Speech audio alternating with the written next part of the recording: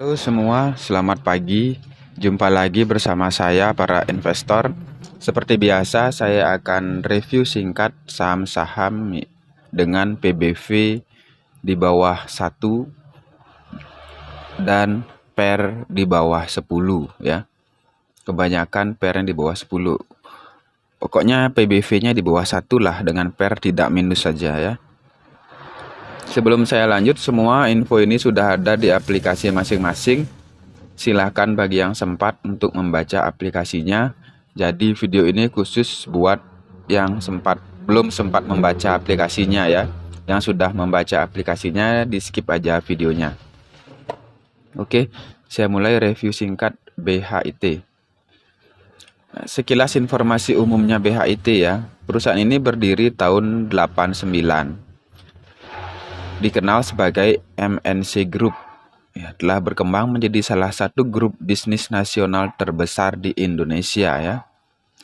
Di bawah kepemimpinan pendiri dan eksekutif Chairman Haritanu Sudibyo, MNC Group telah menjadi yang terdepan di 3 bidang usaha strategis.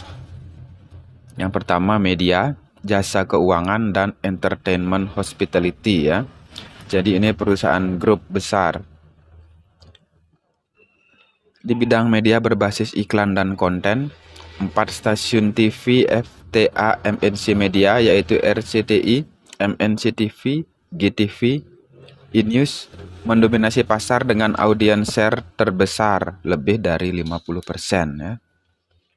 Dan MNC Media ini memproduksi beragam konten hiburan untuk masyarakat Indonesia di semua generasi dan segmen.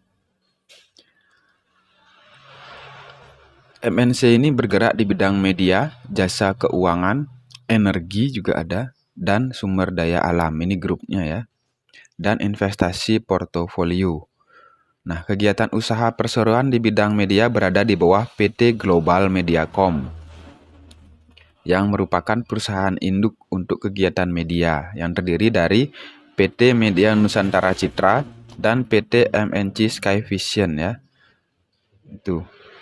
Nah, kegiatan usaha perseroan di bidang investasi, untuk investasinya berada di bawah PT MNC Capital Indonesia, yang memiliki layanan sekuritas, yaitu PT MNC Securities, manajemen investasi, pembiayaan konsumen, dan asuransi ya. Sedangkan lini bisnis energi dan sumber daya alam berada di bawah PT MNC Energi. Oke. Oh ya, sebelum lanjut, jika berkenan, saya minta subscribe-nya ya para investor.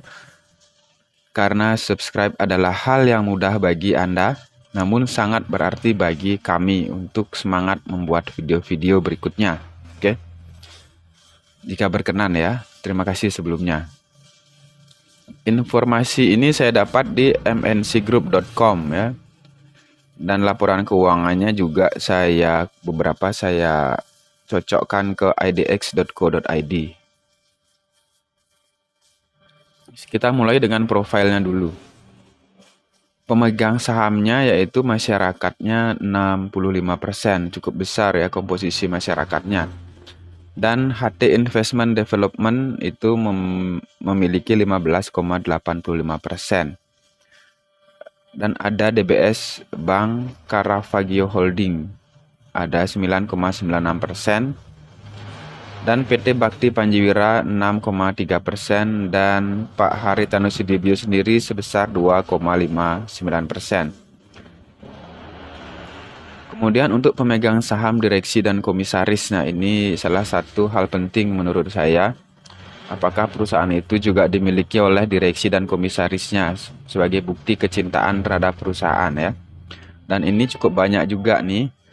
Pak Haritanu Sudibyo 2,9, Liliana Tanu Sudibyo juga memiliki, Dharma Putra, Tien, Henry Suparman, Natali Purnama, dan Mas Sudi Hamka. Cuma nggak ada yang kepemilikannya di atas 5% ya.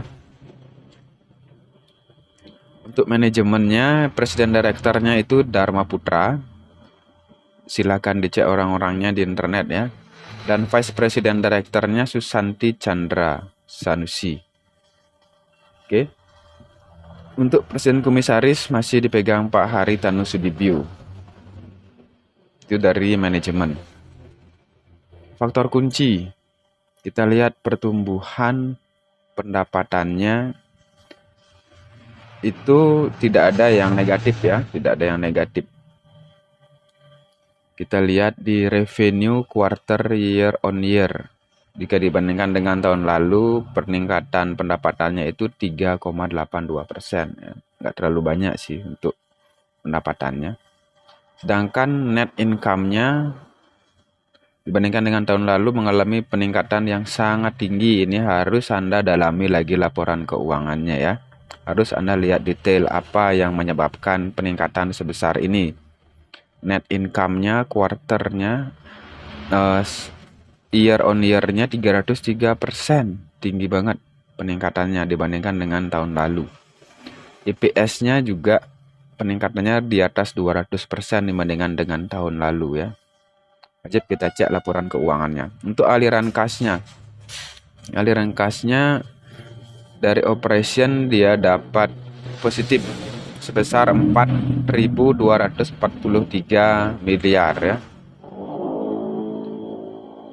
Nah, itu.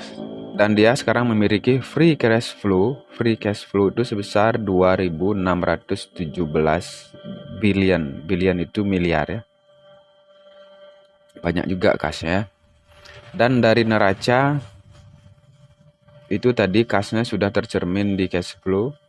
Dan total asetnya quarter per kuartalan ini per 4 bulanan ya. Per 4 bulanan itu total asetnya 64.340 miliar. Wah, banyak banget ya. Dan total equity-nya, total kekayaan perusahaan itu 18.574 miliar. Wah, besar juga perusahaannya ini ya. Jadi kita lihat dari laba rugi. Pendapatannya sampai year to date, pendapatan year to date revenue YTD itu year to date itu sampai bulan ini ya, bulan Agustus itu 4.105 miliar. Dengan gross profitnya sampai bulan ini 2.089 miliar dan net income-nya 120 miliar. Banyak ya. Dividen, kita lihat ke dividen. Perusahaan ini belum pernah membagikan dividen ya. Nah, ini terakhir di 29 Mei 2015 terakhir pembagian dividen. Kita lihat dari kemampuan mencari keuntungan, profitability-nya. Bagus-bagus nih, nggak ada yang negatif ya. Gross profit margin-nya aja 50,90%. Yang paling bawah itu net profit margin-nya kuartalan itu 2,92% ya, nggak ada yang minus. Jadi dia perusahaan ini perusahaan yang mampu mencari keuntungan. Kita lanjut ke hutang. Hutangnya itu yang paling bawah itu debt to equity ratio-nya. Rasio hutangnya kuartalan itu cuma 0,66%. Jadi kecil banget. Hampir nggak ada itu hutangnya ya. Kemudian kita lanjut ke per share. Current EPS-nya 9,60 ya. Dan yang terakhir dia punya free cash flow per share. Free cash flow yang penting ini kan free cash flow per share-nya juga ya, yang paling bawah itu 30,41. Kemudian di atasnya lagi satu baris itu current book value per share. Jadi nilai buku perusahaannya itu 215 ya. Nilai buku perusahaannya 215. Harganya saat ini 70. Kita lihat valuasinya. Langsung aja ke current price to book value. Current price to book value-nya itu 0,3 ya. Jadi valuasinya masih di angka 0,32. Grafiknya kita lanjut. Grafik 1 tahunnya itu minus 24,73% ya. Grafik tahunannya. Sekarang di harga 70 ya kawan-kawan investor. Kita lanjut ke grafik year to date. Jika Anda investasi dari awal bulan dan Anda lihat sekarang, itu Anda memiliki keuntungan sudah 25% ya, year to date-nya. Saya sukanya ini karena saya investasinya jangka pendek. Ini grafik 3 bulanannya, yaitu untung mengalami kenaikan sebesar 29,63% grafik 3 bulanannya ya. Dari sisi keuangan kita lanjut. Nah, ini debt to equity ratio-nya, rasio hutangnya itu menurun dari tahun 2018, menurun, berarti bagus ya. Dan total liabilities-nya juga menurun, tapi asetnya ini bertambah. Bagus nih perusahaan nih. Kita lihat dari laba ruginya, net margin-nya meningkat ya, mengalami peningkatan. Revenue-nya mengalami peningkatan dan net income-nya juga mengalami peningkatan. Bagus.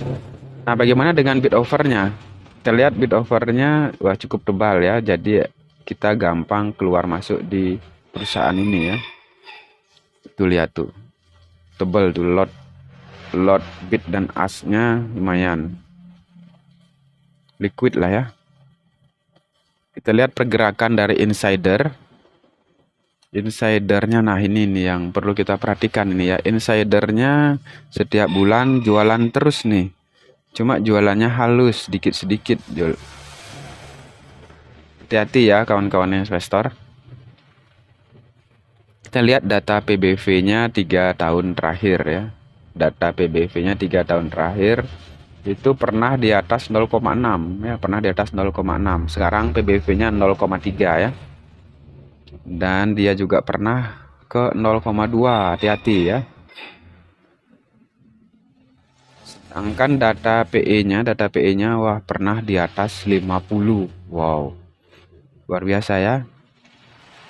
Dan sekarang PE dan pernah juga minus nih PE-nya nih. Itu juga perlu diperhatikan ya teman-teman selama 3 tahun ini ya. Oke. Sekian dari saya. Ini bukan ajakan untuk membeli, segala keputusan ada di tangan Anda. Semoga bermanfaat para investor. Salam investasi.